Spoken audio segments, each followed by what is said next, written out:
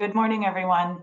Thanks for joining us on today's due diligence training. We'll give it a couple minutes and let more folks log on. So maybe 1 to 2 minutes, we'll get kicked off.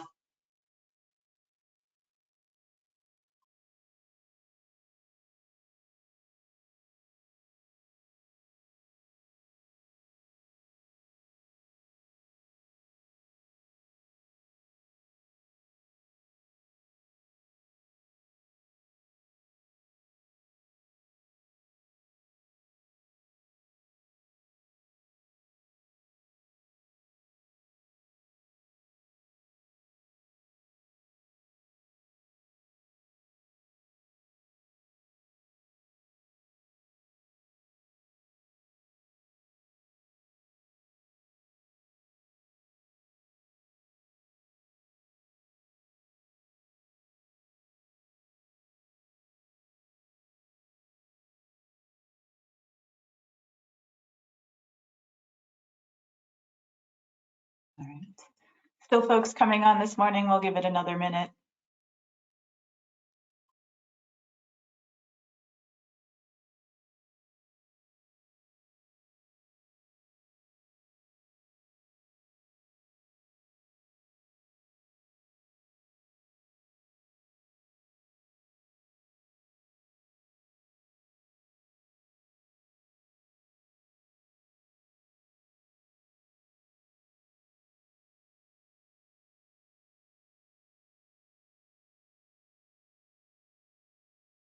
All right, it seems to be slowing down with attendance coming on. So good morning, everybody. Thanks for joining us this morning on our due diligence training for the second phase of the RentHelpMN Field Partners program. So I know this has been a little bit of a whirlwind for all of us going into a second RFP for the Field Partner program, but we're really excited that you're all here with us today. I think we'll move along to the next slide, please. And we'll get started on our mission. So at Minnesota Housing, our core purpose is that housing is the foundation for success, and we collaborate with individuals, communities, and partners to preserve and finance housing that's affordable. We can move to the next slide, please. So our agenda for our hour today is we want to welcome you, and we'll introduce the team a little bit more in a bit and go through the due diligence activities that you'll need to conduct over the next few weeks till we can get to a point where we're starting contracts by February 1st. So we'll walk through those requirements and submission and deadlines and answer any questions you may have today moving into that. We'll also talk about the field partner role and give a program overview. We have 2 new organizations to the field partner program with us, and many of you are aware. So we'll provide that overview and kind of talk a little bit about next steps there. So we can move along to the next slide. And with that, we'll start the I think before I will do some introductions of the Minnesota Housing staff we have here today. So my name is Jessica Deegan. I'm Director of Federal Affairs at Minnesota Housing. I oversee all federal programs that come through our agency, but have been deeply immersed in the Emergency Rental Assistance Program since its inception last April. Actually, we started working on it in January. So I've been involved in the details of the program a little more than usual. With me today, we have Graydon Francis, who's the program manager of the Field Partner program, and we will be hiring a second person for that, and Graydon will pop on to give an overview of the program in a little while. We also have Meredith Maynard here today to talk really about the due diligence, and is our expert in contracting and all of these sorts of details we need to put together to make sure we get our contracting done efficiently, effectively, and on time. So with that, I'll turn it over to Meredith to talk through some of these details. Thank you, Jessica. Good morning, everyone. Looking forward to working with you through the due diligence process here in the next few weeks. I'm going to go through the list of items that are required for due diligence and the checklist that we sent to you last Friday. So feel free to put any questions in the chat as I go through, and hopefully we can get all those questions answered for you today. So we'll go through the grant contract agreement today, delegated signing authority, the work plan and budget, DUNS number, SWIFT vendor number and W-9, and electronic funds transfer form. I'll go through each of those items in a little bit more detail. So we sent a grant contract agreement to you on Friday along with your selection letter, and we ask that you review the entire grant contract agreement and all the exhibits to make sure that the information for your organization is correct, to ensure accuracy, and to understand compliance. The contract that was sent to you is really only for review purposes. We will initiate electronic signing of the contract via DocuSign once all of the due diligence items have been submitted and approved. And in order to be able to route accurately, we do ask that when you submit your items in your email, you also submit the names, email addresses, and routing order of your authorized signers. One item that I'd ask you to pay particular attention to in your contract is for your authorized representative, and that's in Section 6 of the contract. We included information that came into us via your application, but please just review and make sure that's the person that should be included as the main contact for this grant moving forward. We want to highlight 3 important dates that are included in the grant contract agreement. There's the effective date, the grant period, and the expiration date. So for this grant, the effective date will either be February 1st, 2022, or the date when the grant contract agreement is fully executed, so whichever comes later. This is the date when all parties, so your signers and ours, have executed the grant contract agreement, and it's the date when you can start incurring costs under the terms of the contract. So no expenses incurred prior to the execution of the contract by both parties will be allowed. The grant period is from the date the contract is executed through July 31st, 2022, and it's the time period in which all grant proceeds must be incurred and expended. So no funds can be used prior to or after this time period. And then you'll note that there's an expiration date on the contract as well, and that's 3 months after the end of the grant period, October 31st, 2022. So it allows an additional time for all final reports and documents to be submitted, for final payments to be made from Minnesota Housing to your organization, and if there are any unexpended funds, for those to be returned to us as well. All right, so we'll move on to delegated signing authority. We need documentation of who is authorized to sign the grant contract agreement. This documentation could be a board resolution, your organizational bylaws, or another formal document that outlines who is authorized to sign contracts for your organization. So please do submit that to us, and we'll be routing that to the individual identified in that documentation. And then moving on to the work plan and budget, you received a work plan and budget templates along with your grant contract agreement and selection letter. And these documents outline any changes that will be made to your work plan and budget based on your award. So you'll want to indicate that information on the work plan and in the numbers. Make sure that you adjust your numbers proportionately based on your award amount if there were any changes to what you requested and what you received. These items have to be reviewed and approved by the program managers. So if you can submit those as soon as possible to allow time for review and revision, that would be great. Just so you know, you can submit documentation all at once, all of your due diligence items at the same time, or you can submit them one at a time. So if your work plan and budget are ready for review, but you're still waiting on your delegated signing authority documentation, you can submit them as they're ready so that we can review and approve as soon as possible. The Data Universal Numbering System number is a unique 9-digit identifier for businesses, and it is required for this grant. We ask that you submit that to us along with all the other requirements. A number of you we've already worked with, and that number is currently reflected on the grant contract agreement that is into you for review. So you can review and just confirm that that number is accurate. If you're a new grantee with us, you can submit that to us so that we can include that on your grant contract agreement when we route. We do ask that you submit your SWIFT vendor number and a W-9 for your organization so that we can get all of your payment information set up. If you are a new grantee and have not yet registered with the state of Minnesota, you'll need to do that before we can issue payment to your organization. We've included a link here, and we'll be posting these slides on our website so that you can access that moving forward. If you do have questions about your current SWIFT vendor number, you can always send an email to the grants email, and I can work with you to identify what that is.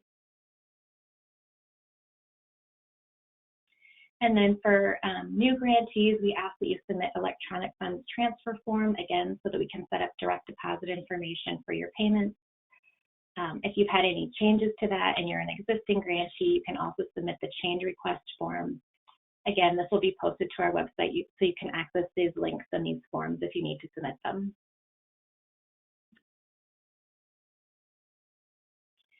We do ask that you submit all of the items to the mhfa.grants@state.mn.us email address. You can include your project name or your organization name and then the name of the particular item that you're submitting. As I mentioned, you can submit as soon as possible to allow enough time for review and revision, and you can submit everything at the same time or a document at a time, whichever works best for you. All items must be received and approved prior to the execution of your grant contract agreement. As I mentioned before, reimbursement of expenses incurred prior to the execution of the grant contract agreement will not be allowed. All items should be submitted and received by 4:30 p.m. on Friday, January 7th. And feel free to submit any questions you have related to due diligence to the grants email at any time during the process.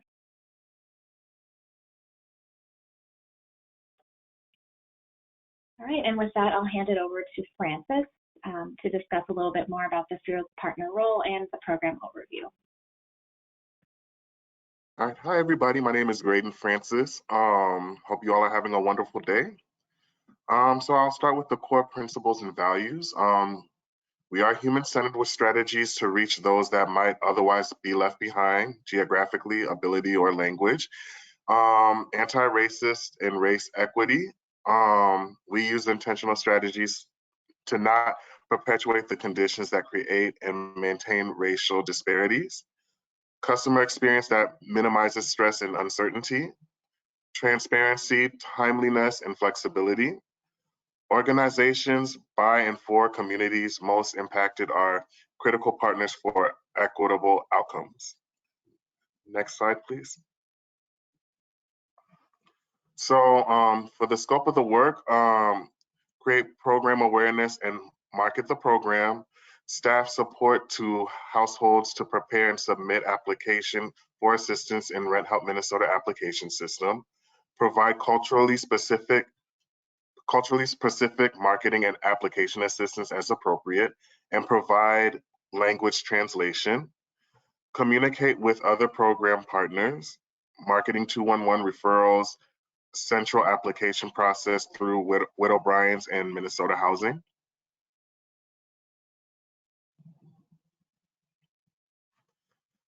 Households eligible to apply, they must be a renter in Minnesota, have a household income at or no more than 80% of area median income, have experienced financial hardships through the coronavirus outbreak, demonstrate a risk of experiencing homelessness or housing instability, and must prioritize households with no more than 50% area median income or unemployed for 90 days.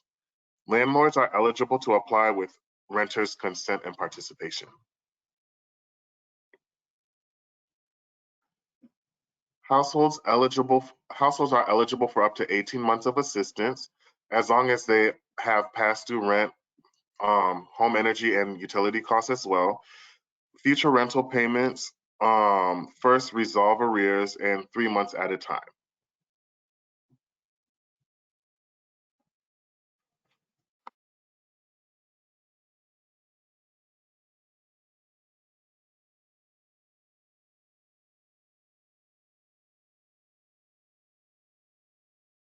Thank you, Graydon. So I want to give a little bit of context about where we're at with the program. I realize we didn't provide details of sort of what stats we're at right now. So I pulled up the dashboard, looking at it myself. I'll post the link in the chat in a bit, but want to note that we've got through this first phase of the program, we've got almost 70,000 applications that have been submitted in the system statewide, which have requested over $417 million. As of December 10th, we have made payments of almost $290 million statewide through over 62,500 payments. It's a program that is of incredible scale, and I think has been really fascinating to launch. As we're coming into this second phase of the Field Partner program, I think one of the key changes and key connections we want to make in the reboot of the program, as this phase of the program is really going to be about closing out the program over the next 6 months and beyond, as the state works through the remaining emergency rental assistance dollars. We are a little different in the federal funding. So in the second phase of federal funding, we're working through that, and the key change in that second round was that applicants could have up to 18 months of assistance.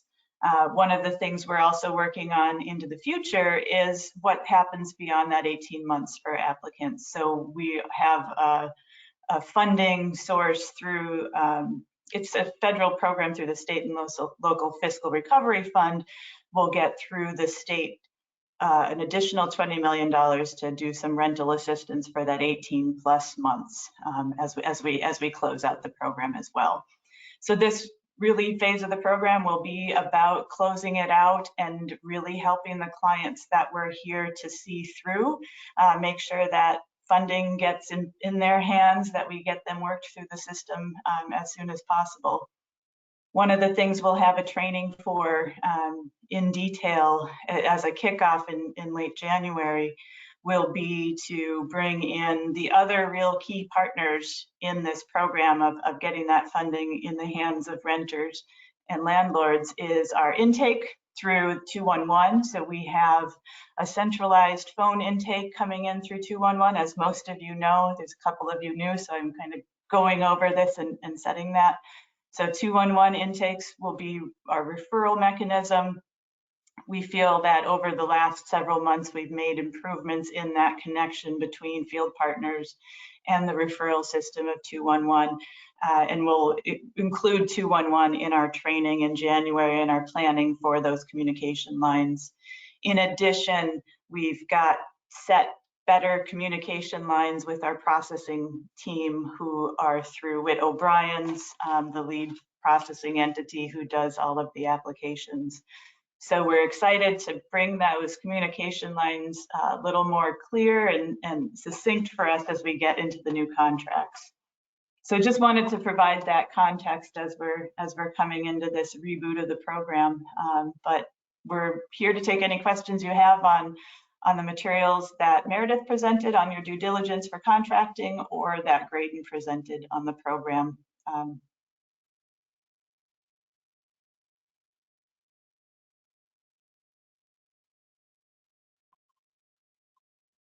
Please feel free to enter in the chat. Jessica, it looks like one question came in. Will there be new contracts for January expenses? There will not be a new contract for expenses in January.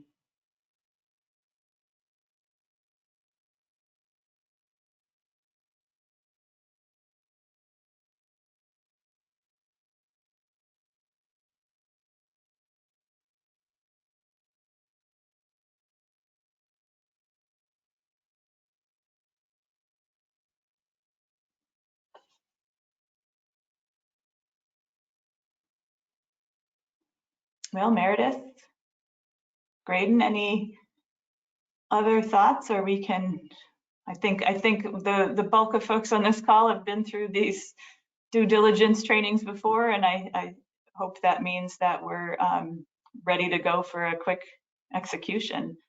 But do feel free to reach out to us at any time during this process if you have questions. If you've got more questions about your existing contracts, you're happy to talk offline with you on that as well. Jessica, a question did come through wondering if these funds will be subject to a single federal audit.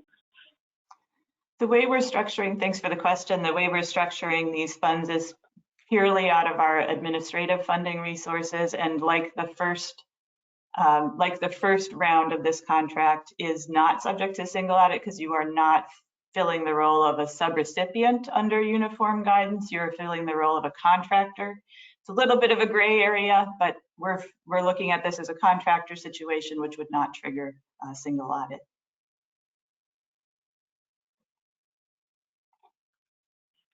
Thanks, Jessica. Another question came in if copy of the slide deck will be sent out, and yes, we can email that, and we'll also be posting it to our website. Thanks, Meredith. In addition, we're recording this as well. It looks like there's one hand raised. Luis, if you would like to unmute yourself, you can go ahead and ask the question that you have. Hi, Louis Perez here. My questions have been answered. I just wasn't too sure if you were going to get to them, but thank you very much and appreciate the help. Yeah, thanks. Great. There's another one about expenses for January. If the contract is fully expended, if they complete due diligence right away, can they bill for January expenses? That's a question I'll need to think about a little bit more on how we can get that going. I would love to facilitate something, but need to. I know we've got some key contracting folks out of the office. But if you would send me an email directly, I'll start looking into that a little more detail. That has been on my mind.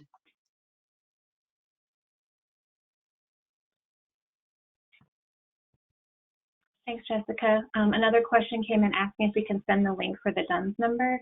And yes, that'll be included in the slide deck, and I can also send you an email specifically with that information. Jessica, there was another question about if you're able to introduce the new field partner agencies. Oh yeah, that's a good, I probably should have put a list on a slide to provide that detail. But the new to us field partners is the Anika Foundation. That is one of our new organizations joining us. And I'm going to get the name wrong as I've been doing all week, but the Somali Resettlement Group out of Olmsted County, and I apologize, I don't have the full name off the top of my head, but those are our two new to us organizations, and we will provide, Meredith, maybe we should provide a list of all selected when we, thank you, Alyssa. Somali Community Resettlement Services are joining us as well. So welcome to our two new partners, and I think we should send out a list of the second cohort total when we send this out.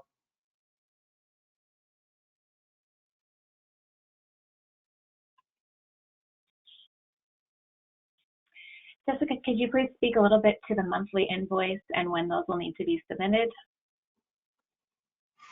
Thanks. Yes, so we have been operating the first part of our program where invoices are due on the 15th of the month for the month prior expenses, and we get some basic reporting as well. Number of clients you're working with, have had referrals with, have gone through payment, that sort of thing, some really basic reporting elements. But yeah, typically they're due on the 15th of the month. We know that some organizations sometimes don't close out their books for the prior month until a little bit after the 15th. We're happy to work with you on a little bit of a delay. Just want to make sure that we're staying in sync, and since this is a cost reimbursement contract, want to make sure that we're getting you paid as soon after you're expending those funds as possible. So we're finding that we're getting a little quicker with that turnaround and are within a month, with it, or by the end of the month, typically. Thanks, Jessica. If there are still funds left in the current grant, can they submit the expenses? Yes, so if you have funds left in your current grant, you can, your extension of that grant makes it eligible for you to submit extensions, or excuse me, submit those expenses through January. So yes, as long as you've got documentation, it's of the same way we've been doing invoicing on cost reimbursement, you're absolutely able to draw down on that up to contract through the end of January.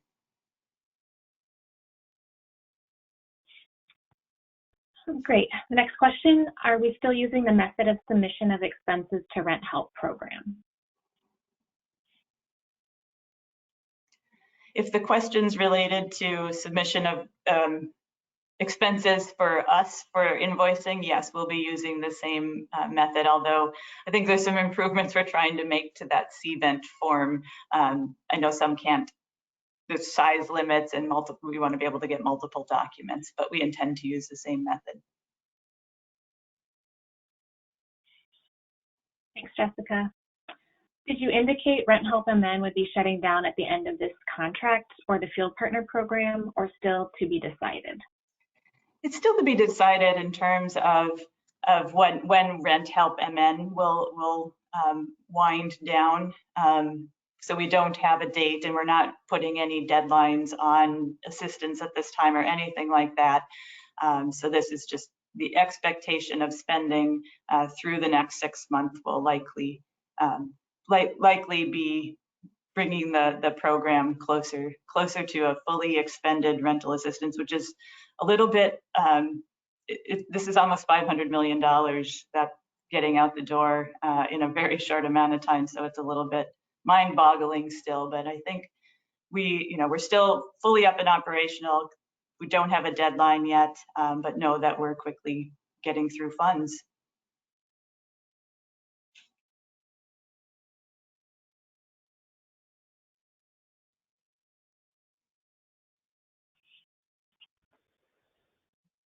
Great, thank you, Jessica. It looks like those are all the questions so far. Oh, one clarification on what you just mentioned. That includes the ERA2 funds? Correct, yes. It does include the ERA2 funds.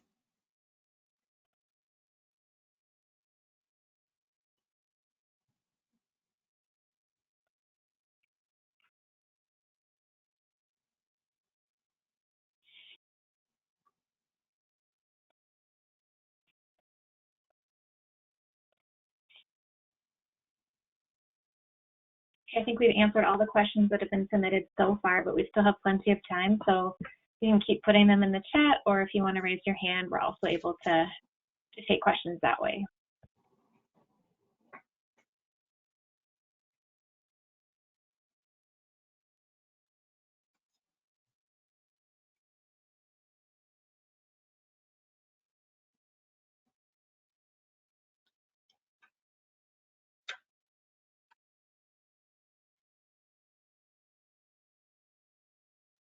All right, another question came in, Jessica. Overall, do you think MHFA will continue to offer a centralized state application process even after ER funds are fully expended? That's a good question that I do not know the answer to at this point. There are no other rental assistance funds in line from the federal government to add to that.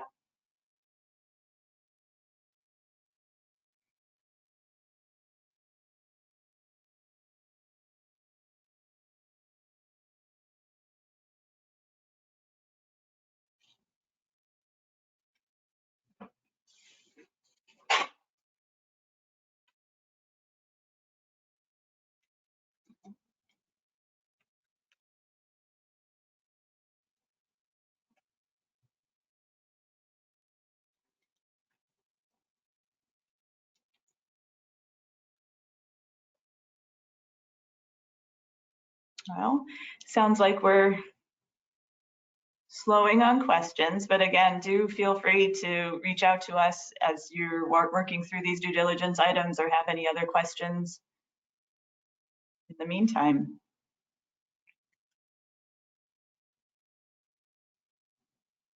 Great, and just to confirm, we'll send out a copy of the slides to everyone and post them to our website along with the recording of this session.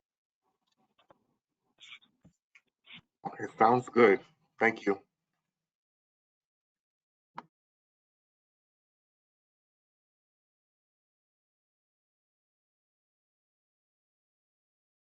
Okay, well, with that, I think we can give you all a half hour back in your day to go do the great work that you're out there doing. I hope you have a good week, a good holiday, and we'll be in touch. So I will be in the office on and off through the holidays. So we'll be monitoring email throughout. Won't take any extended time off. So we'll be here. Thanks, everyone. All right, thank you.